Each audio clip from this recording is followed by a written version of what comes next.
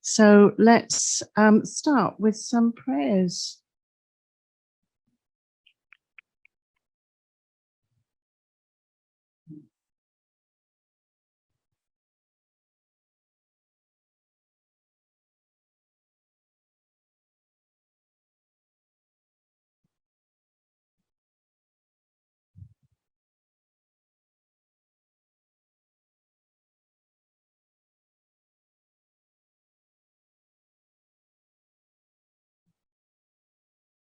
I go for refuge until I'm enlightened to the Buddha, the Dharma, and the Supreme Assembly. By the merits I create through listening to the Dharma, may I become a Buddha to benefit all sentient beings. I go for refuge until I'm enlightened to the Buddha, the Dharma, and the Supreme Assembly. By the merits I create through listening to the Dharma, may I become a Buddha in order to benefit all sentient beings.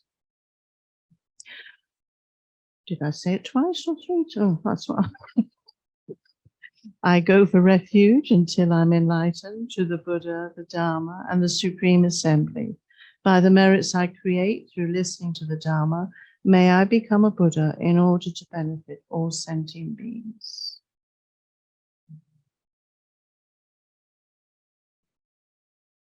We'll pause after each immeasurable. May all sentient beings have happiness and the causes of happiness. And here we generate love for all beings, wishing them both temporal and ultimate happiness, whoever and wherever they are.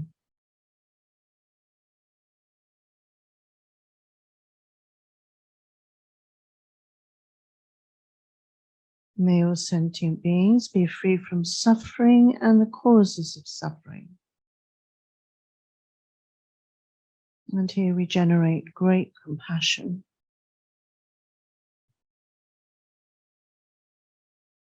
And it is so easy to see the enormous suffering around us in the world, both close and distant.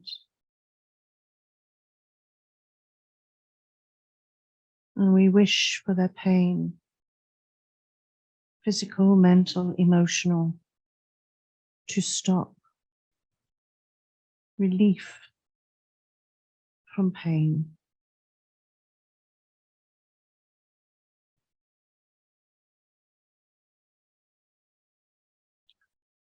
May all sentient beings never be separated from the happiness that is free from suffering.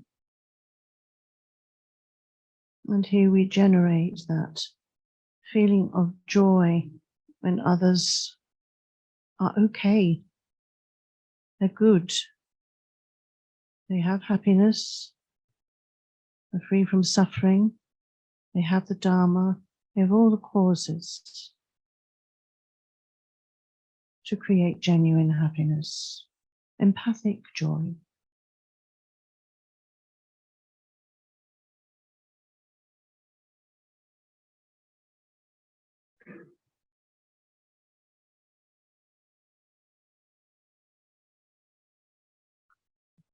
May all sentient beings abide in equanimity, free from aversion for some and attachment to others. How wonderful that would be to be able to extend equal feelings towards whoever, equal regard, respect, tolerance, without aversion and attachment.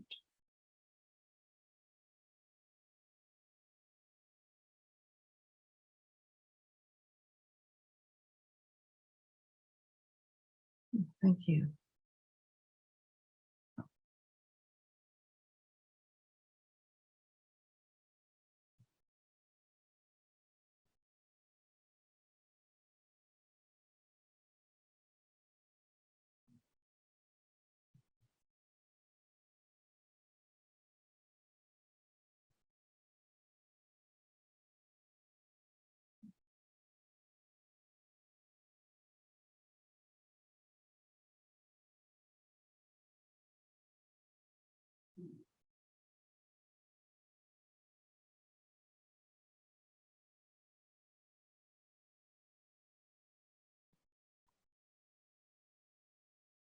There you go.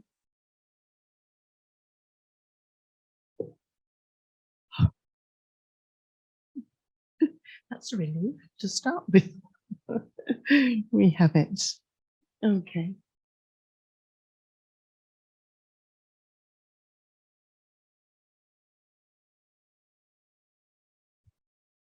Because it's 11.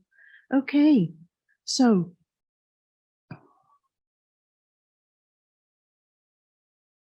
here we are with our second session on the four immeasurables, and we're doing a complete scan through love and compassion today, because we only have one more week next week on empathic joy and equanimity. So you could do a lot longer, but I'm going for the essence, the experiential, the feeling of love and compassion. These words that sound great, but in practice can be very difficult in such a world. So let's start by thinking how the bodhisattvas practice generating these immeasurables and focusing on their love and compassion. So clearly, because they are practicing in conjunction with the six perfections, they are also abiding as bodhisattvas in the dhyanas. They are in the divine abodes of, I'm just going to talk about love and compassion today, of those qualities. And so for a bodhisattva to generate love, because when they are in that dhyana, their mind is suffused with that emotion, that quality, then when they come out of the dhyana as bodhisattvas, depending on where they are in the path, they will be able to sustain it. And you will maybe have had experience of that with great teachers who, kind of irritatingly, really, regardless of how good a practitioner you are or how devoted or what you're doing, they have equal regard for everybody, and they do not show anything other than equanimity. So if you're in their presence, then they will want to give you as much as they can. You do not leave a great teacher's personal room without taking away something, because they want to make a connection with you. That's what's important. They want to be able to help you, not just in this life, but in all future lives. So whatever you are showing, whatever kind of disturbed mind you come to them with, or that they notice in a room full of people, they will know how to help you. So they practice in conjunction with the six perfections. And it is in the, I'm going to try and say this properly, the Vimala Kitini Desa Sutra, which speaks of the immeasurable love that all bodhisattvas have. Yeah. And the Brahma Abode Sutra specifies, the Buddha specifies that each of the four is free from delusions of aversion and attachment, and is accompanied by the attributes of mindfulness and alertness. So can you imagine that quality of mindfulness where you're always aware? You know, where they're coming out of their meditation and they're bringing that focus, that alertness, that awareness of everybody, everything they come into contact with. It's quite astonishing. I've got a little story you might like. I lived at a place called Manjushri Institute, which was one of the first FPMT centres in the Lake District. I believe the first was Chenrezig in Australia, but anyway. And it was a bit of a building site, to be honest. Most of the time I lived there, and I lived there for 13 years. And Lama Zopa was visiting, and we were coming from the Gompa, a group of us, because I think we were having some, you know, after puja or after teachings, tea or something or other with him. And we were all coming through this quite dim, covered area where they were building they were converting stables into cottages for a residential community, which we were. And he was kind of walking ahead, and suddenly he stopped. And we were surrounded by rubble. Yeah? And there on the floor was a tiny dying mouse. We wouldn't have noticed that. And he stopped. And of course, we had to stand there and do prayers for the dying mouse. Yeah. Oh, makes me cry thinking about it. But can you imagine? Yeah. Having that awareness of every sentient being around you who is suffering. Yeah, I'm sure you have your own stories. Anyway, so there's your bodhisattvas for you. So, how does it appear? Well, it appears with a smiling face. That's how it appears. Love. And this is very interesting because I do a bit of training with body language and, you know, communication skills. And so much is about your body language. So, and you can help yourself be more friendly by looking at your body language, you know, sort of, and you uncross and open out your heart, because that's a sort of bit of security going on there, a bit of looking. You might be cold, of course. I mean, I mean, in England, we walk around like this all the time. But yeah, uncross your arms if you're with people, and then you have a sort of, you know, nothing is closed off, and you smile warmly. And I don't mean, you know, that's just with the mouth. That's just, okay, you want me to smile, but I'm not really happy. And the eyes remain cold. No, it's a warmth. And again, think of our examples, you know, they're full of, it's as if they're going to laugh any minute. Yeah. Of course, one of the exceptions to that was His Holiness Song Rinpoche. You know, the beautiful looked exactly like he'd come from Shangri-La. Yes, with a long pointed white beard, and he was very serious. Yeah. But I do know that he had some disciples who he really had a good laugh with, but that's how he manifests.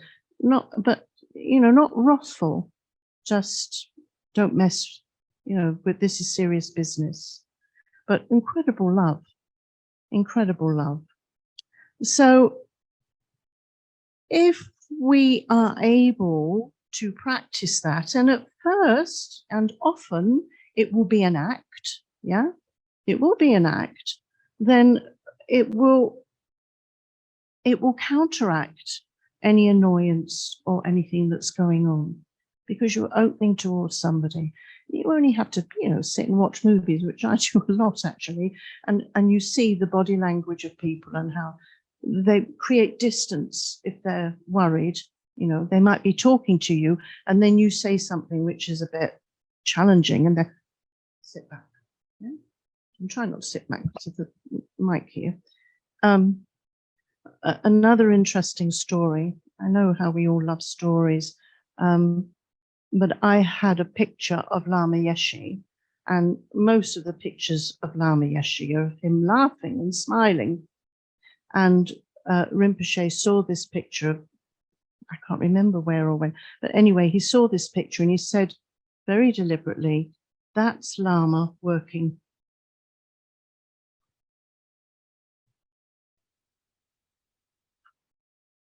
Which was, yeah, because we all thought, oh, Lama's such a happy, he obviously had incredible compassion and saw the suffering, but he knew that to be around others, it made others happy. It literally made others happy to be in his presence, because he was always smiling and laughing and joking around. So we come on to the concept here of near and far. The near enemy of love is aversion, and the far enemy is clinging. So we'll go into that a bit more in a minute. So I just thought I would put this in as, you know, when love comes more easy to you. So some of us will really have to practice because our backgrounds will be difficult. We might have been through trauma or great grief. We might have a nihilistic attitude to the world. And again, I have another story. I've got lots of stories. I have another story about this. You may have heard it. It's been in the English media. There was a man there who was a soldier, and he was in Afghanistan. He had terrible PTSD. He came back, and his life, as with many veterans, his life started falling apart. Couldn't sustain his relationship. He had a very bad relationship with his daughter. He couldn't get a job. He lost his home, and he was desperate. He was suicidal. He was absolutely suicidal. And then I can't remember why, but he decided to walk around the coast of Britain. Now, I can't give you the mileage, but I know we're only little, but that's a long way, including around all the little Scottish islands and things. Incredible. So he decided to do that. And what happened was, and he's written a book and is publishing another book soon as well, and I can't remember his name. Anyway, sorry. But what happened to him is people started being kind to him, you know, because he was kind of destitute and a bit of a tent. He didn't have anything to begin with. And people started giving him a tent and giving him that. And people started opening up. And then he said, in the end, I had to open up. I had to welcome people because they were so kind. And the more I was outgoing, because I'd been very locked in, the more friendship came. So he learned through that, and it transformed his life, and, you know, happy kind of ending. Sorted out his relationship with his daughter, has a home, and published a book, etc. But it's about that idea. That was his central thing. I mean, he raised loads of money for a soldier's charity. He raised loads of money. But the point really that I picked up from it anyway was what transformed his life. He had to open up. I had to open up to people. Yeah? So it helps, you know, if the smile, you know, there's that, it's on a lot of greetings cards, isn't it? It's probably somebody like Lao Tzu, the smile you send out returns to you. Mm-hmm. So here we are, love as a mental factor.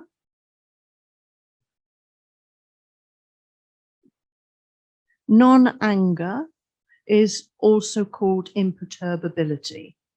So there you go, that's an opposite of love, non-anger. You can't be moved to anger. If you have genuine love, in the moment of love, there cannot be anger. Yeah? So if we generate love, we are destroying anger. So this is why when we see our bodhisattva teachers, is that we don't see them angry. We just don't see them angry. Another story, the Queen of England, who has recently died. And she wasn't known for really being, you know, she was very dignified, but there wasn't a lot of laughter. It grew as she got older. But after she died, of course, we have Charles now, King Charles. And when and the Queen was always very very polite, very dignified, never said anything to upset anybody, always very skillful. Yeah? And then King Charles, when he had to write his name, he got really pissed off with the fact that the pen was leaking. Bloody pen, you know. Well, that hit the newspapers, yeah. Well, that hit the newspapers, that poor old King Charles, he couldn't even stop his anger at the moment. writing out for the first time King Charles or whatever it was, but it was what people noticed. But the Queen would never have done that. She would never have shown or expressed anger. She was incredibly, in that way, she was quite a lady. But he's already blotted his copybook. Oh dear, we're a funny lot, the English. Anyway. Right, so let's move on. So here's a nice list for you. The direct enemies of love, ill will and hatred. Look at them all. Look at how they can express themselves. So many levels, yeah? So you've got some biggies there. You know, you completely lose it. Fury, outrage, rage, violence. And then you've got colder emotions like hostility. That's when you kind of freeze up. I want you to kind of get, while we're looking at these, to actually start feeling, remembering hostility. I relate to that. If somebody's really upset me, I might not get, but I get very cold. I go kind of cold and dark, and I think that's hostility. And it's very difficult to break out of these feelings once you're in them. I think we can all relate to being irritable. Getting irritable with, getting, you know, really annoyed when in any situation, but especially if you live with people. Now, just before the session, Venerable John Drop and I were having a little conversation about how, you know, why do people keep marrying?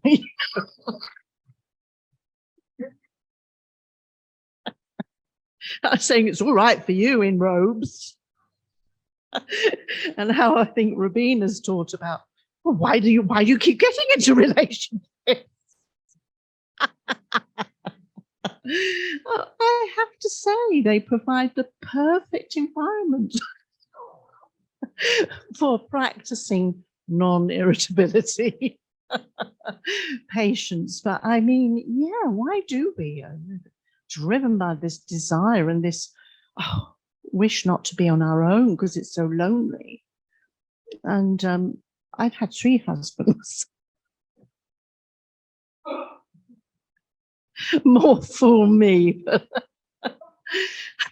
And just before the 3rd husband started, Lama Yeshe said to me, you can do other things with your life.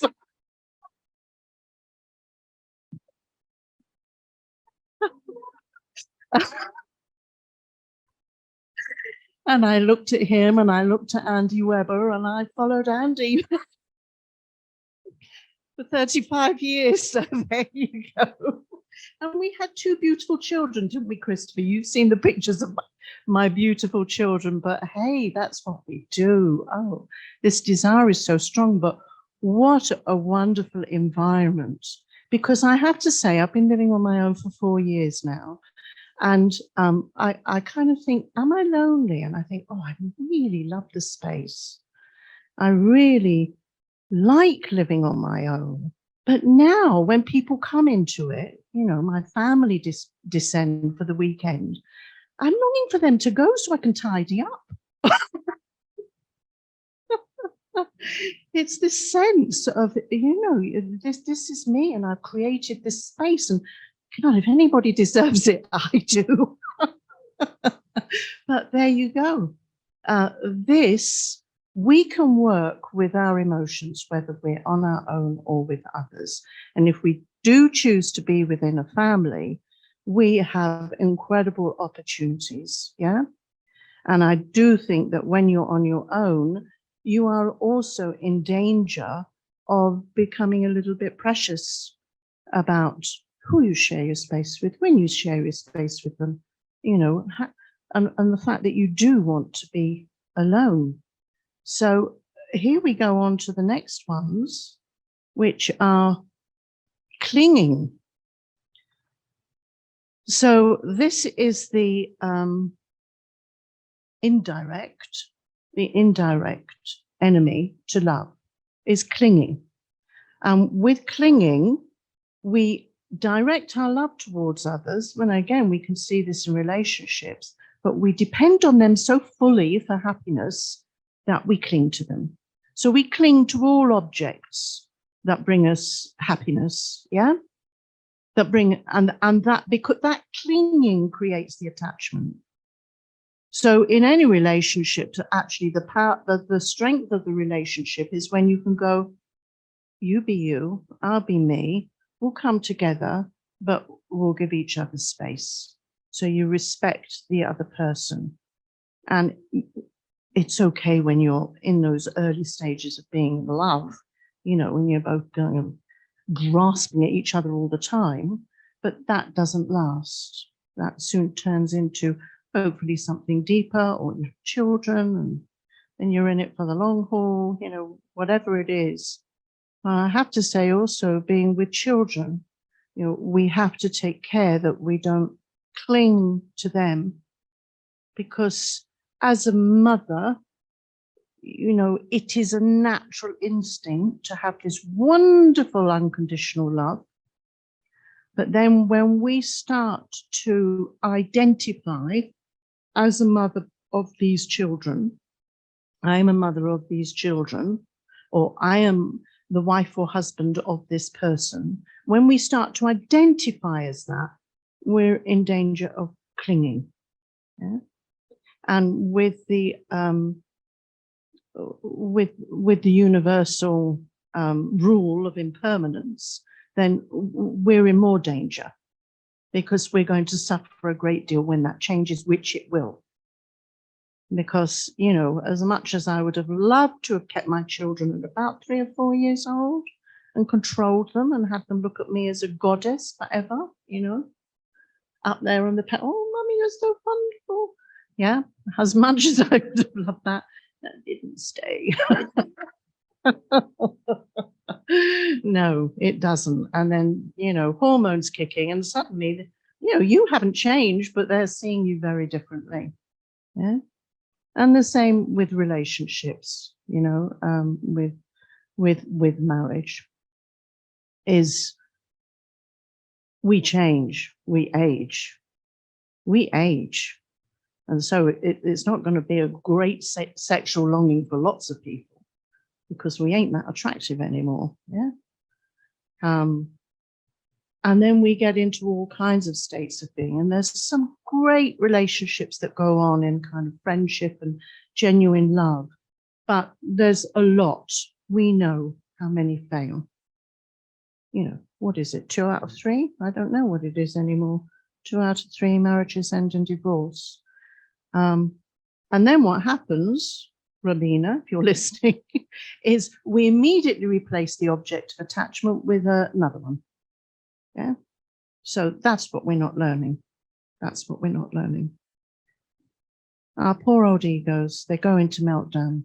I've seen this with a lot of people where they do go into meltdown, and they desperately seek. So, you know, online dating and all the rest of it, are desperately seeking somebody to replace the earlier object of attachment. Yeah. So when we generate love, and we can meditate on them in any order, it acts as a method for our anger to dissolve into the underlying mirror-like deep awareness. I wanted to repeat that. Yeah? There are deep awarenesses when we're in meditation, mirror-like, which reflect our object of meditation, individualizing, which is relating. I don't know them too much well, but this is roughly what they are. Accomplishing and equalizing.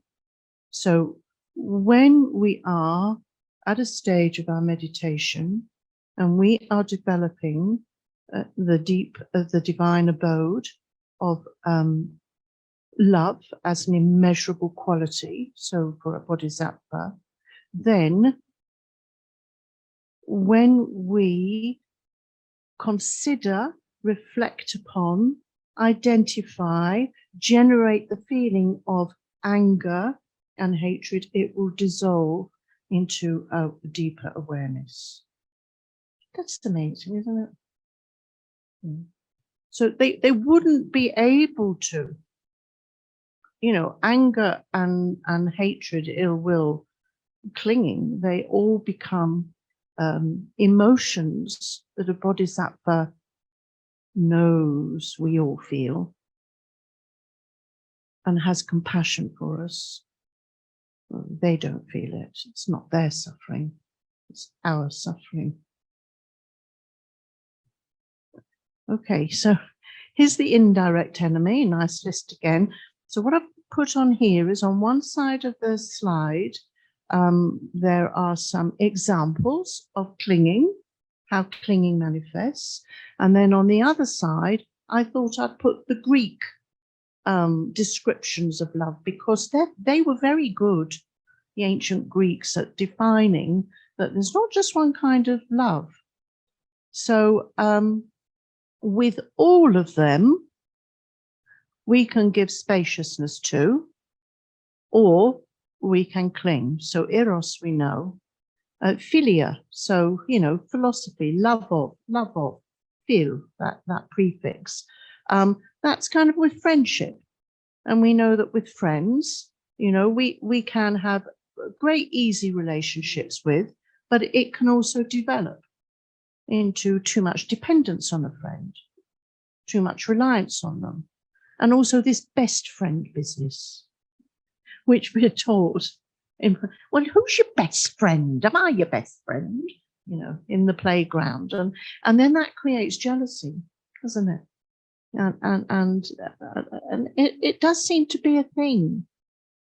But you didn't come back with me and I'm your best friend. Yeah.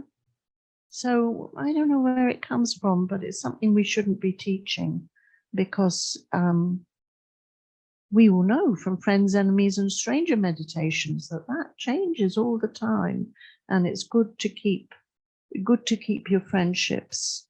They're valuable, for their own reasons, and aware that whoever you are spending a lot of time with at the moment, maybe in the future you won't. Yeah? It's that kind of thing. Stroga is familial love. So family stuff. There's a kind of responsibility, and I don't know, you might not see your brother for 20 years and then you find out he's in desperate need and you feel that urge to help them, even though you never got on. It's family's family, it's blood, isn't it? Yeah? It's mafia stuff. Family is family. You've got to look after your family. Agape is what we understand to be unconditional. And then you've got ludus, playful, flirtatious love. That's fun. Never ends just there, though, does it? Always kind of goes on, or else you get rejected. So, pragma. That sounds like a marriage, committed, long-lasting love.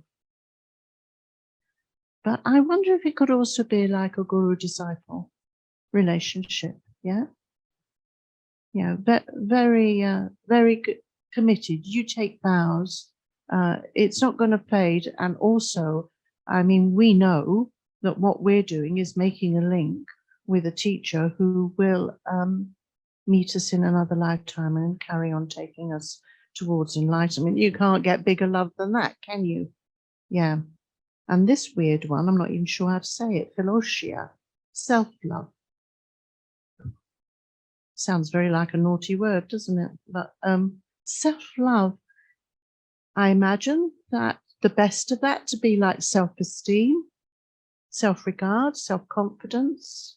And I guess if there's too much clinging, then it fills you with pride, yeah, which is there on the other side.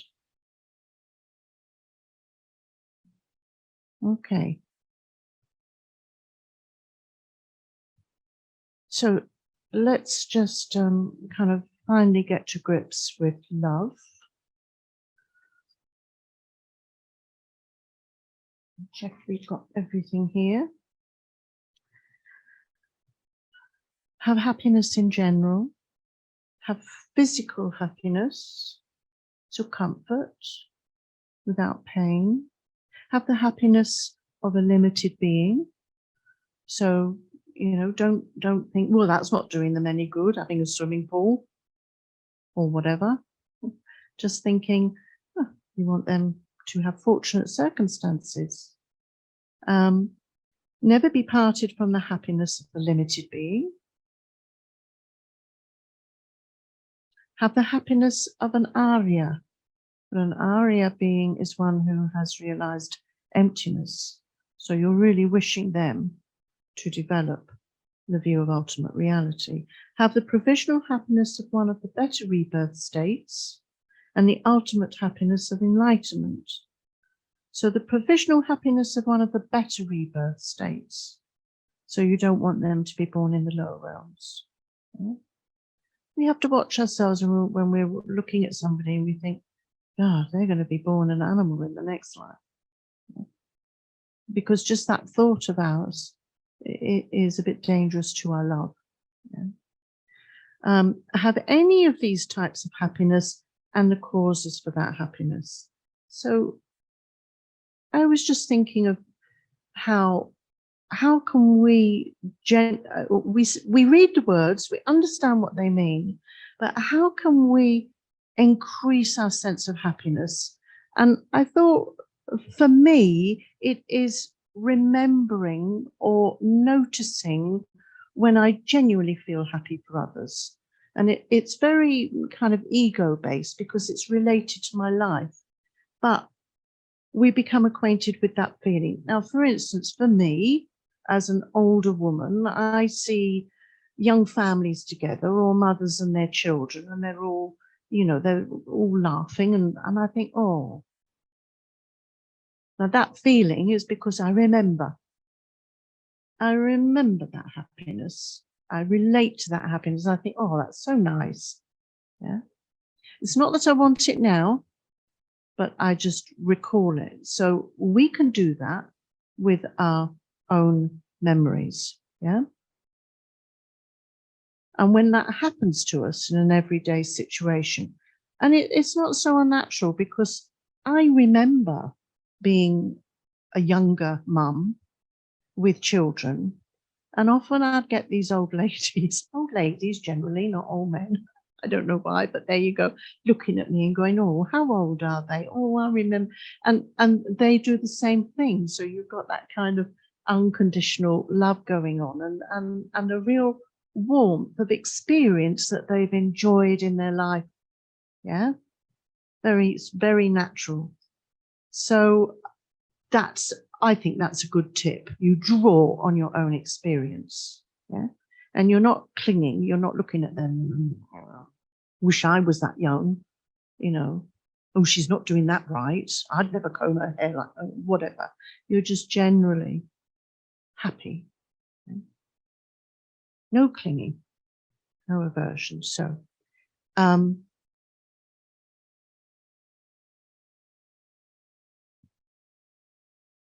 think that's enough. Got to move on. So, yeah, this is very much to do with the stages to develop bodhicitta. So when we meditate on love, which we're going to do for a little while, we finish at 11:30, don't we? We do 10 minutes. We recognize that all beings are our mother. We contemplate how kind they have been towards us. We wish to repay them as we do now. We look at our elderly parents, if they're still with us, and we kind of want to look after them. The tables turn, don't they? Instead of being looked after, we now want to look after because they've been so kind. And that develops into love. Yeah.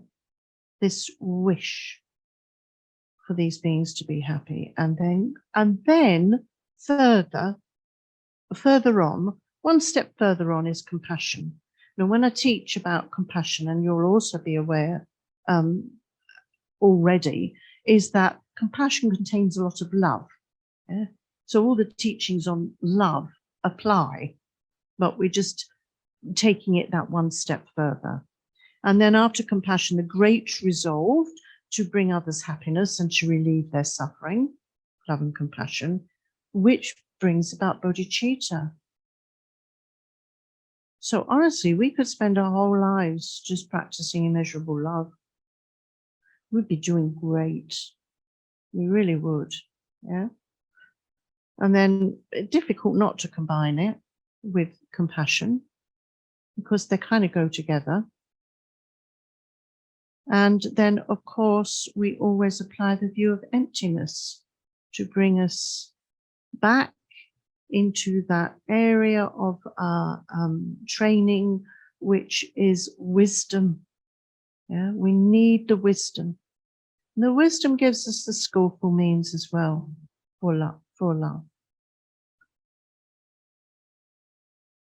Okay, so let's do a short meditation on love before we move on to compassion.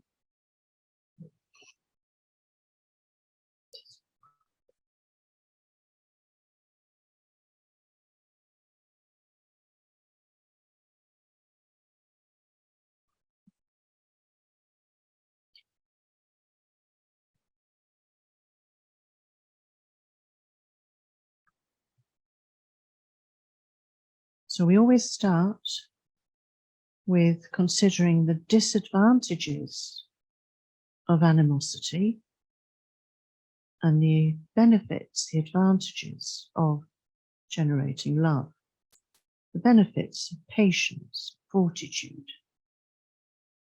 the imperturbability of love. So let's just remember, always use our own experience when we've blown it,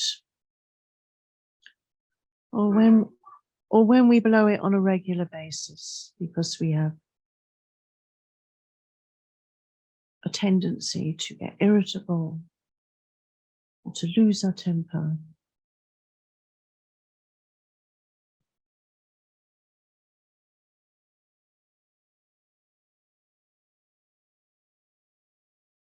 And think of the results of that. When we're angry, we look ugly. Our faces contort, no matter how beautiful we are. And then the feeling, racing of the heart, heat,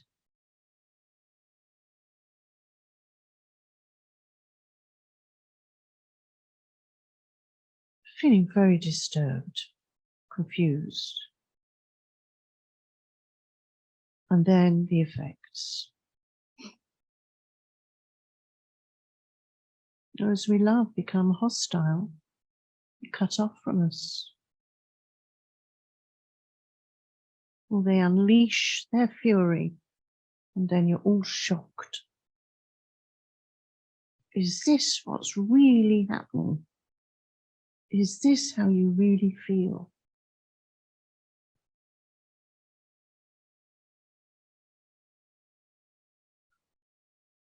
Or it might be the ill will you feel towards groups of people who seem to be doing terrible things in the world. It fires you to fury, can lead to violence.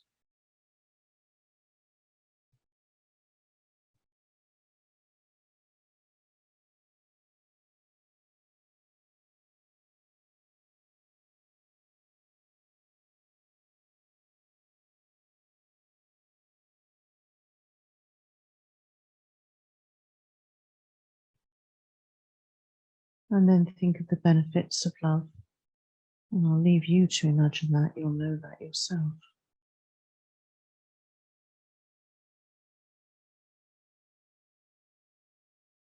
See yourself in relationships, good relationships, when it's good, when there's tenderness, kindness.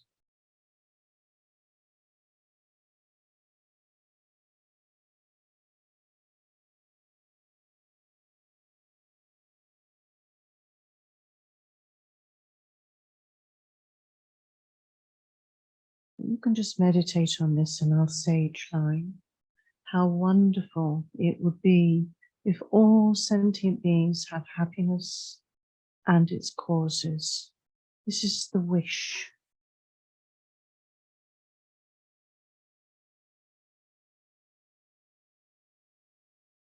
And then see and recall when you've been happy.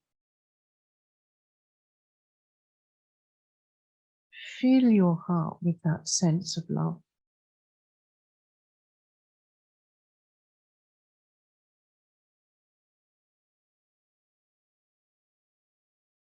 And perhaps when you see others happy but you're not involved, that's a wonderful feeling to generate. Observing others, they're having a great time. They're doing wonderful things.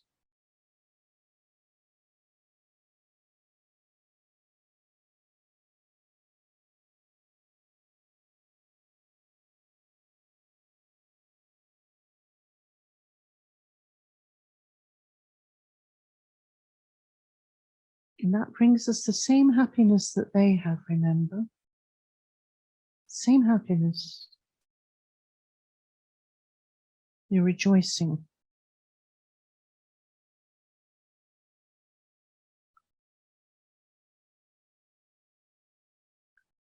May they have these as your aspiration.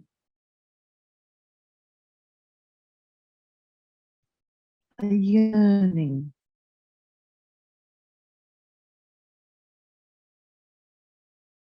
Only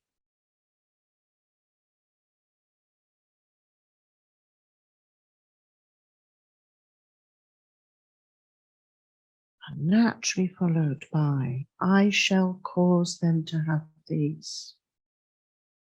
Resolution, because you know how. You have the teachings, you have the Dharma. You know that you can.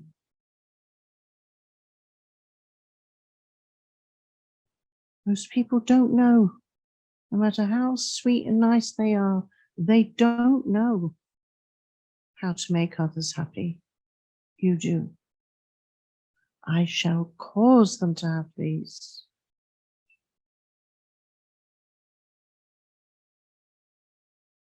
But you're going to need help. Guru Buddha, please inspire me to be able to do so. In other words, don't let me ever give up. Don't let me turn my back on them. Don't let me see them as this task is too difficult. Remind me, inspire me, be there.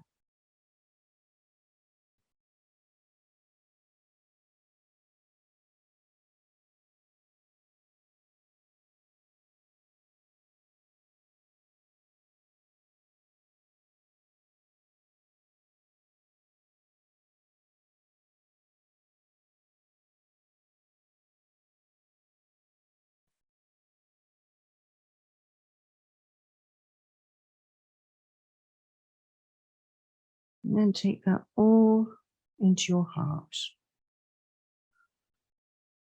We focus on the wish to intensify the feeling. It becomes an aspiration. We engage. And we know it is achievable with the help of the Buddhas.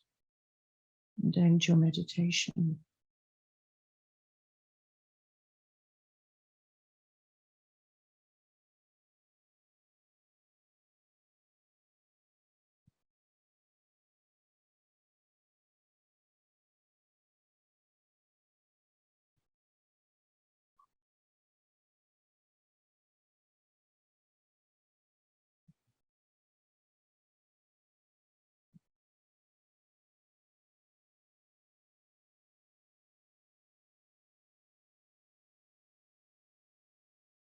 So we extend this with our compassion. So Manjushri asks Vimalakirti, what is the great compassion of a bodhisattva? And Vimalakirti replies, it is the giving of all accumulated roots of virtue to all living beings. So the great compassion of a bodhisattva, all their virtue, everything that they've accumulated through their training and through the practice and completion of the 6 perfections, they give. They give everything they can. So immeasurable love and compassion are inseparable. They're bound by the same wish to strengthen bodhicitta that is already generated. So, yeah, we do see amazing compassion in the world, don't we? With the Turkey and Syria earthquake, I mean, incredible people who are helping there. Natural compassion, and they're not the ones being paid. You know, people, you know, there's a yearning, a natural, you want to, and the joy when they find somebody beneath the rubble who's still alive. It's so natural, this human wish. So yeah, it functions to find others' suffering unbearable. And of course, at the moment, because we have aversion and attachment, we're great at compassion for people we don't know, what we see in natural disasters. And we're great at compassion with people who we know and perhaps not even know that well, but we're sorry that, you know, their child is very sick or whatever. And we think, oh, you know, but what we really struggle with is having compassion for people's suffering when the suffering manifests as one of those great angers, yeah, that we've looked at. So if they're full of rage, if they're full of hatred, if they're full of cruelty, which we'll go on to, they're full of violence, then it's very difficult for us to feel compassion for. But actually, if you think about it, those are the ones we should be having most compassion for.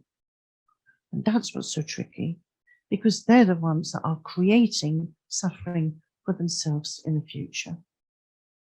And this is always an aspect I think is quite difficult in Buddhism because of the link with karma, to recognize that our suffering, we have created it in some past time.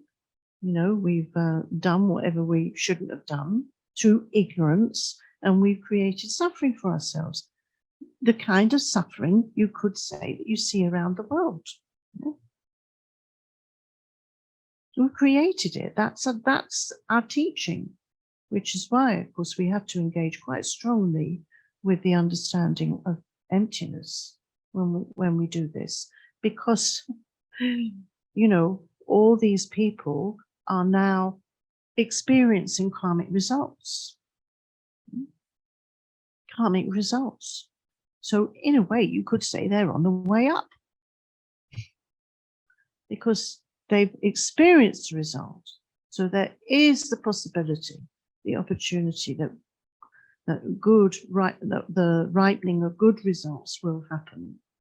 But for the people who are creating the suffering, you know that they're going to be suffering a great deal in the future. And what we have to avoid, which is what the majority of humanity does, is I hope they burn in hell. Revenge, vengeance. They've done terrible things. We want them to suffer like their victims.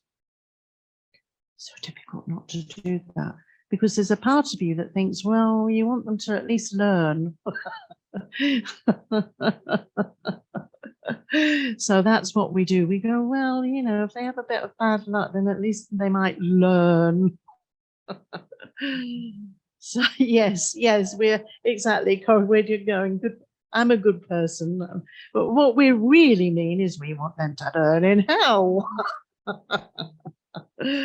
Oh dear. So where did I go? So yeah, a human being.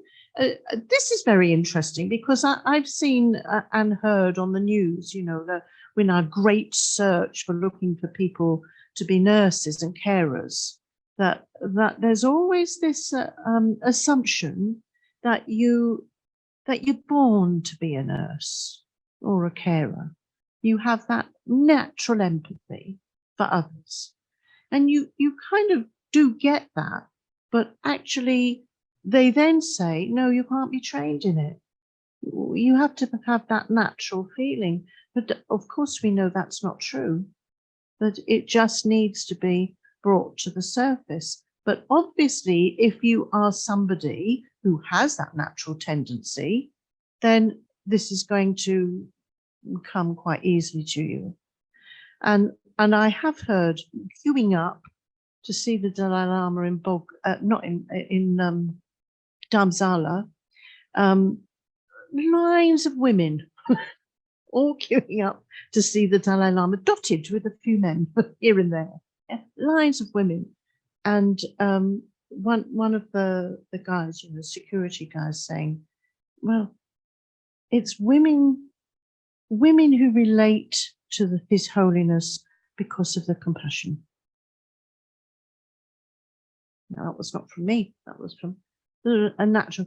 And, we've got actually quite a good, but in the groups I've taught, often there's a lot of women, because Mahayana Buddhism is very attractive to the natural tendencies which seem to be related to feminine qualities of compassion and nurturing.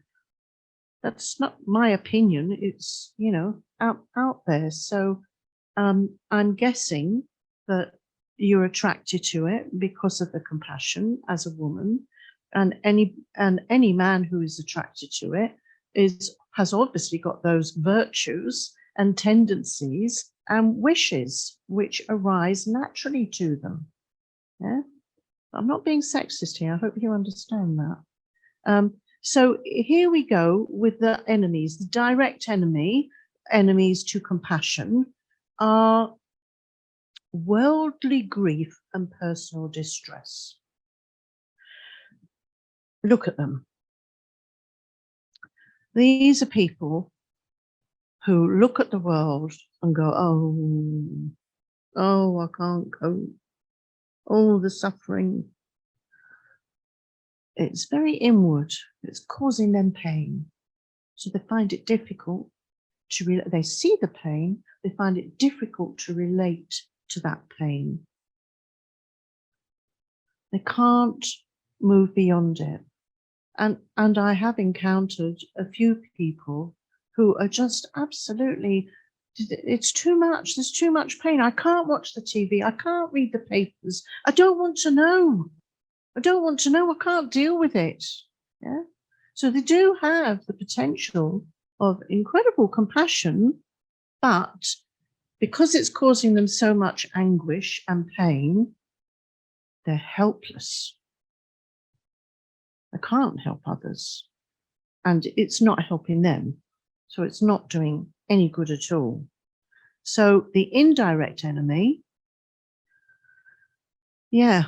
cruelty and violence. So this is the kind of mind that sees the homeless person in the street and think, oh, disgusting, don't want to have anything to do with them. And anyway, how on earth did they get to that situation? They must have done something. So there's a lot of superiority in this feeling of cruelty and violence, and a lot of these emotions, in that you just think, oh, how did they get into this state? How disgusting. I wouldn't have been.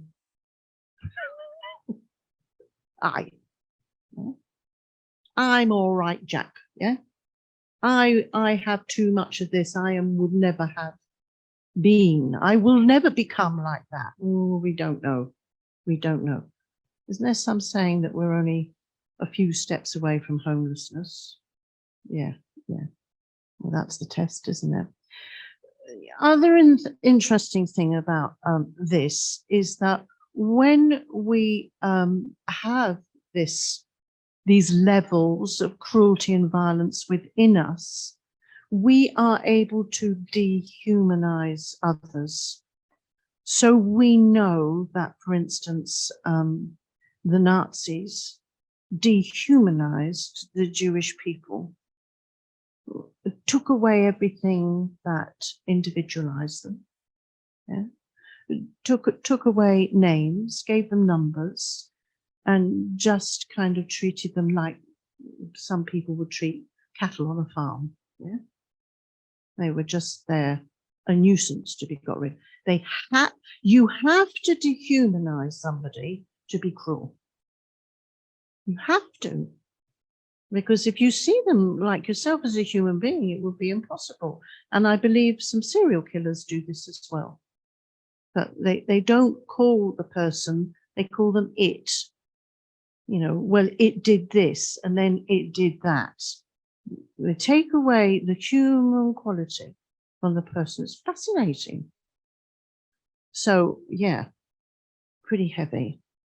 So any murder cases that come up, you know, and also our armed forces are trained to dehumanize the enemy. Yeah, many of them. And I'm sure there are some, you know, and I know there are some cultures who have great respect for the enemy and will treat them differently. And if they're captured, they'll treat them differently. But actually, you know, a lot of the training involves dehumanizing them, turning them into monsters, which then enables you to shoot and kill. Yeah. Yeah. And the other thing that happens is, oh, it's gone for a moment, enables you to shoot and kill. And the other thing that happens when you are dehumanizing others in a warlike situation is that you not, oh, I'm losing the, I might come back to it if I can't get it now.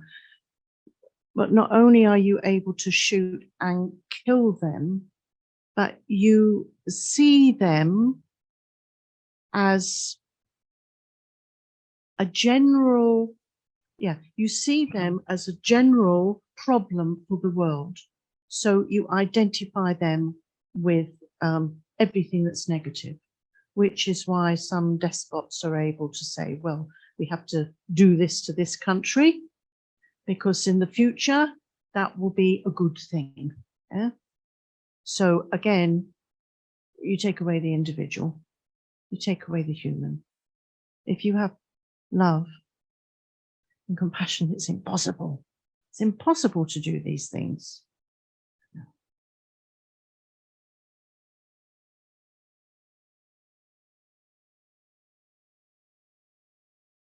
Yeah, immeasurable compassion.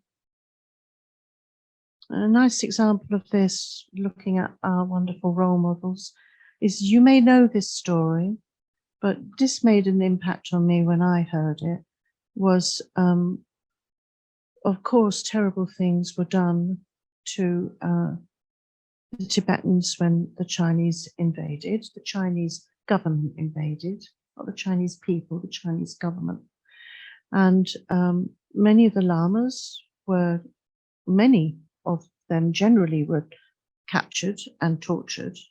And one lama who was quite, and again, I can't remember his name, I'm not very good with these names, but he was captured and he was forced to hold like massive stones, which they helped him raise above his head. And then they let go, the Chinese guards let go. So the stone fell on his feet. Yeah. So he was crippled by that. And he was kept in jail for, I don't know, 20 years, something like that. You know this story. Who? Chöden Rinpoche. Okay, so correct me if, or add to it if you like. But then he went to see the Dalai Lama, and the Dalai Lama said to him, well, what was your greatest challenge? And he said, losing compassion for the Chinese. Incredible. And then the rest of the story, maybe it was that Lama or another one, but that they died. And then when they were reborn, he kept trying to this child kept trying to find a way back to his house, and he had a bad foot. So that's interesting, isn't it? That even a Lama will carry some kind of karmic relic over, which will appear in one's physical. Extraordinary stories you hear, but yeah. So immeasurable compassion. You'd have to have it in that situation. So again, when we do the meditation, we're going to contemplate the disadvantages and the benefits, and we break down the barriers between people who are neutral, strangers, or people we love. So we're starting to get into equanimity here. Of course, if you do the long prayer and you do equanimity first, you can see that that's a really useful basis. So, yeah, we'll be doing that soon. We combine compassion with the view of emptiness, which I will remember to do in the meditation. And there we go. So is there anything else to be said? Or anything anybody would like to contribute or ask about? Let's go to our friends in the north. Any questions at this point? Before we do, I'd like to finish on the meditation.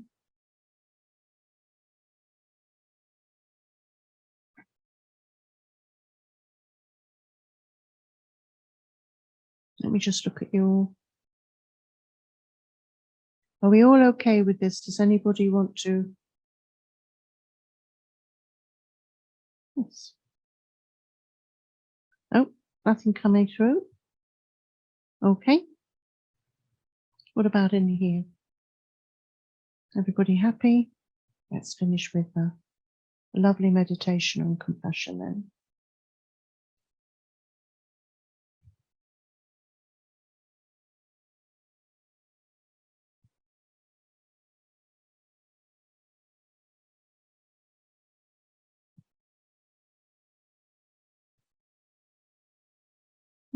So let the ideas just sink down into your heart.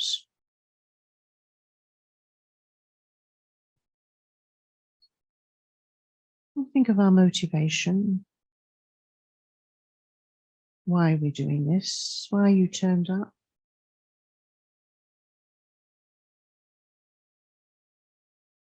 What incredible good fortune we have to have the freedom and environment in which to do this.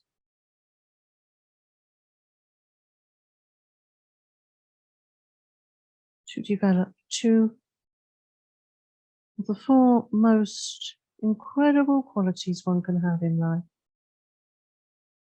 The foundation, the bodhicitta. And first of all, think of the disadvantages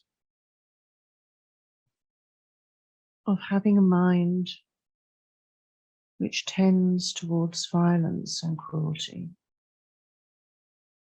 And we can contemplate here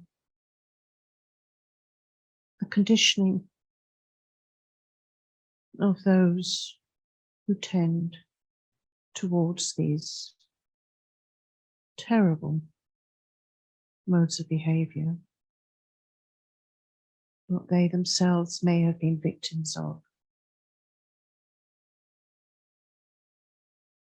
How they find that the only way to survive in life is to be defensive and aggressive, to see others as the enemy.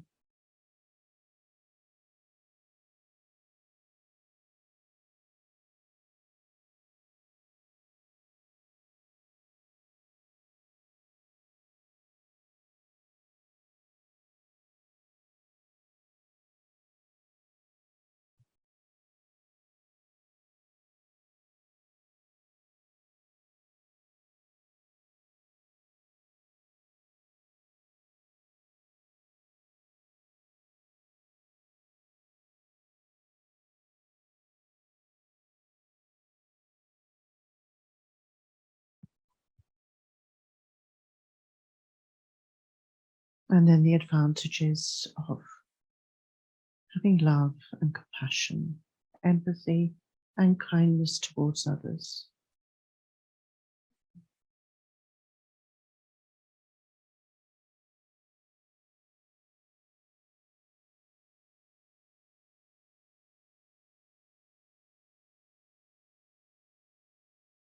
And your own incredibly wonderful experiences of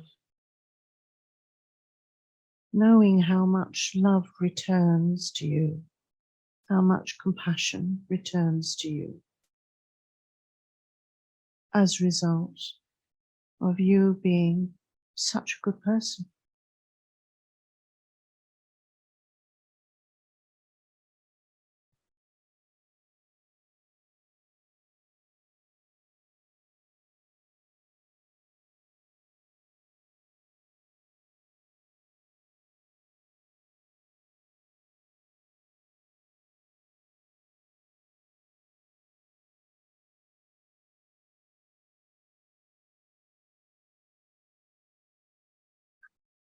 How wonderful it would be if all sentient beings were free from suffering and the causes of suffering.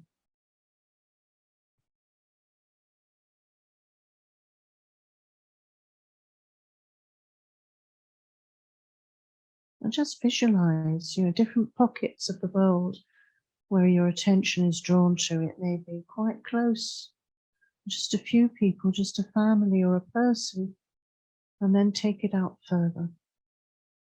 Take it out further.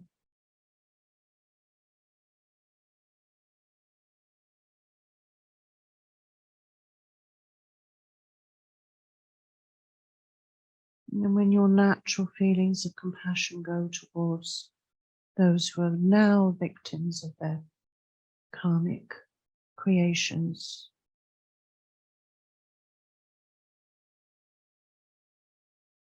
wish it to be over for them.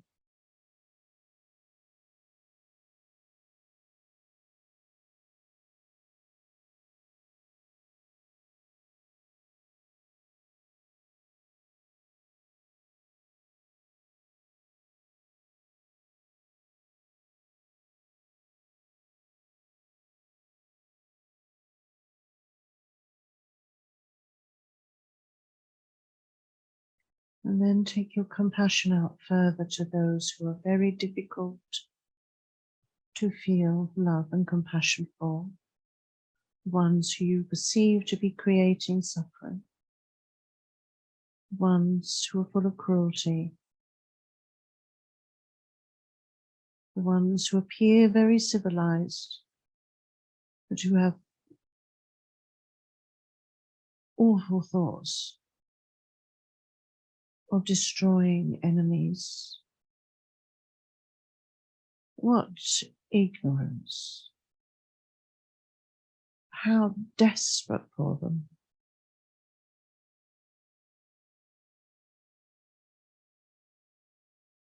What must go on in their minds to have such fear, such a need to impress upon others their power. Just imagine that mind. Really get into that mind.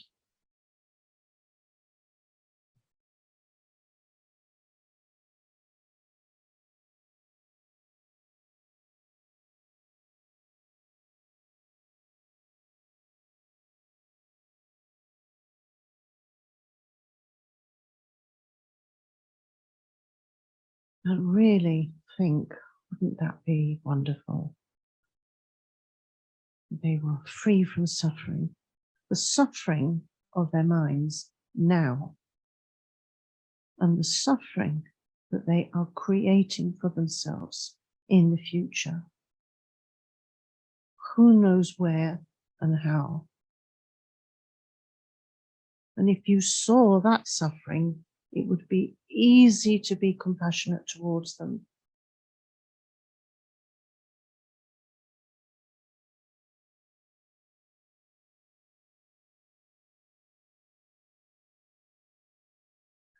May they have these freedom from suffering and the causes of suffering, the aspiration. So let it arise in you for all victims and perpetrators of cruelty and violence, all people suffering from physical, emotional, and mental pain.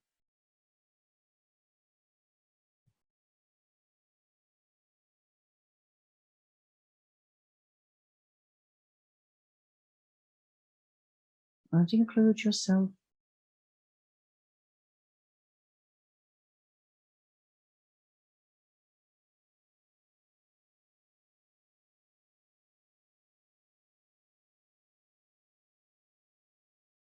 I shall cause them to have these.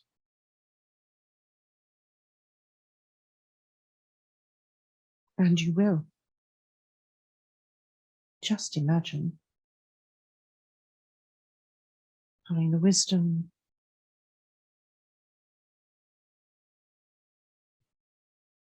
having the bodhicitta, to be able to help every being until samsara is empty.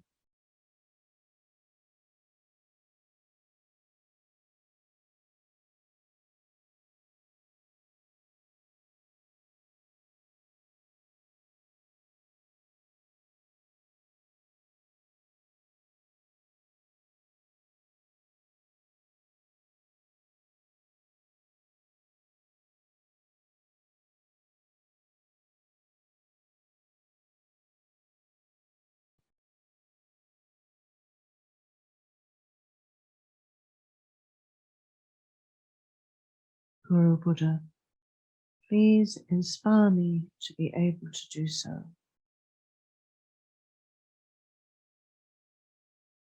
Help me, please.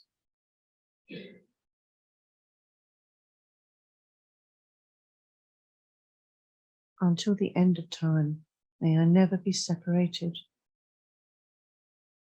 from this marvelous path to enlightenment that gives me everything I need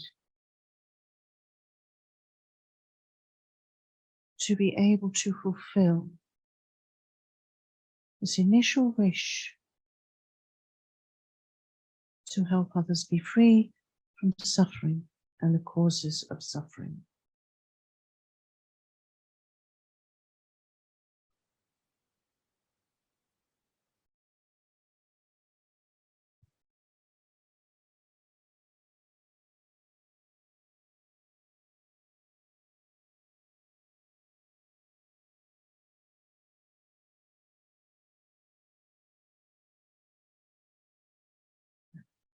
Now review, we combine wisdom with the four immeasurables. View the circle of three as empty of inherent existence. So you who are generating compassion are empty of true existence. What does that mean? You do not exist in the way you think you exist. There is no label of you.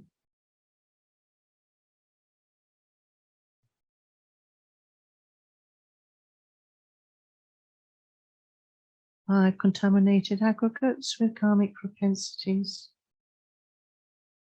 And a stream of consciousness changing moment by moment. Therefore, having enormous potential.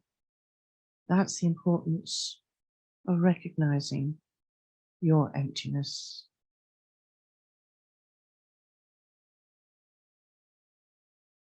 And the objects of our compassion are also empty of inherent existence.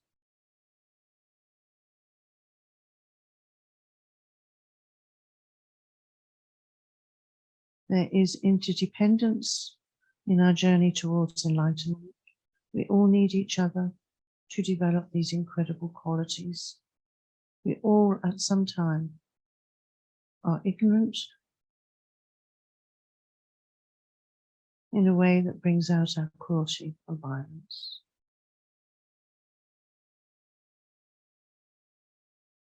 And we are all at some time ignorant in that we cannot deal with the suffering of samsara and close in, unable to see or share.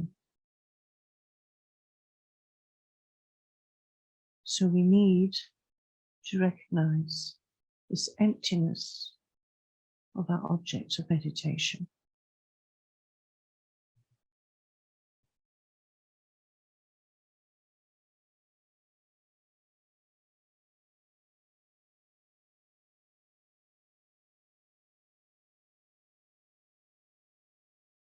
Having objectless compassion will lead to our liberation. Without this wisdom abiding in the four immeasurables, will only lead to rebirth in the Brahma realm, within cyclic existence. We need the emptiness that recognizes our actions, but wish them to be free from suffering, and the causes of suffering are empty.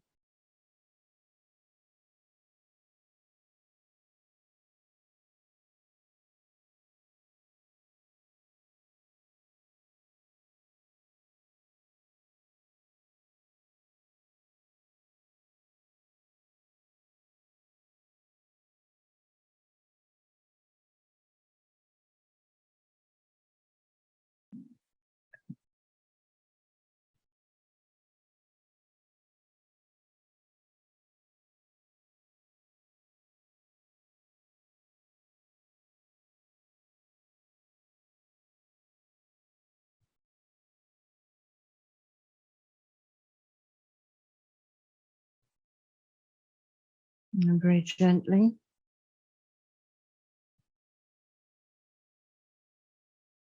and slowly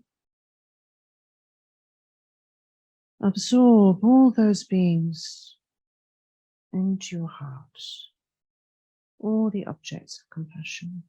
Melt into emptiness. Bring yourself back to the room and end your meditation.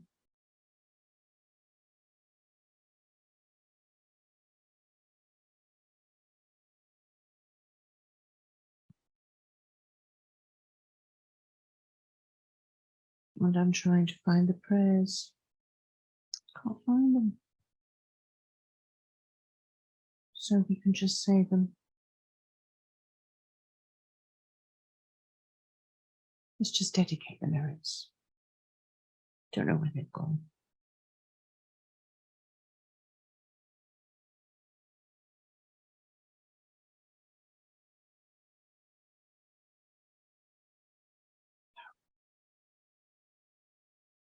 Okay.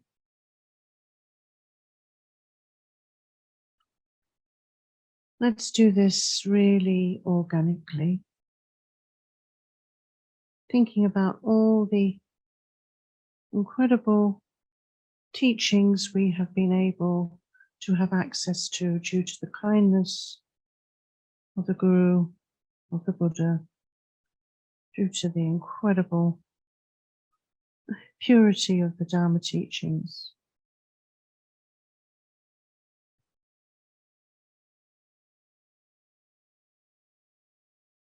And dedicate your virtue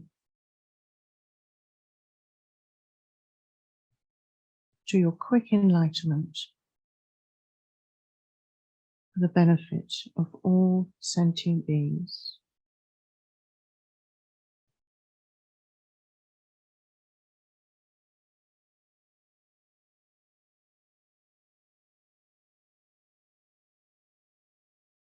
By the virtues I have created through listening to the Dharma, may I become a Buddha to benefit all sentient beings.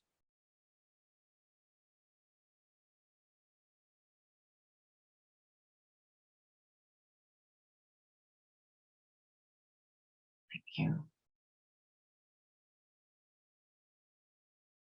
Thank you so much. And up there in the sky, thank you so much. So next week we've got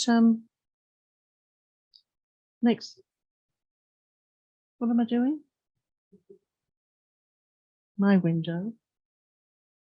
They can see me, can't they? Yeah. So next week we complete with empathic joy and equanimity. That will be fun. So I hope to see you all then. Thank you.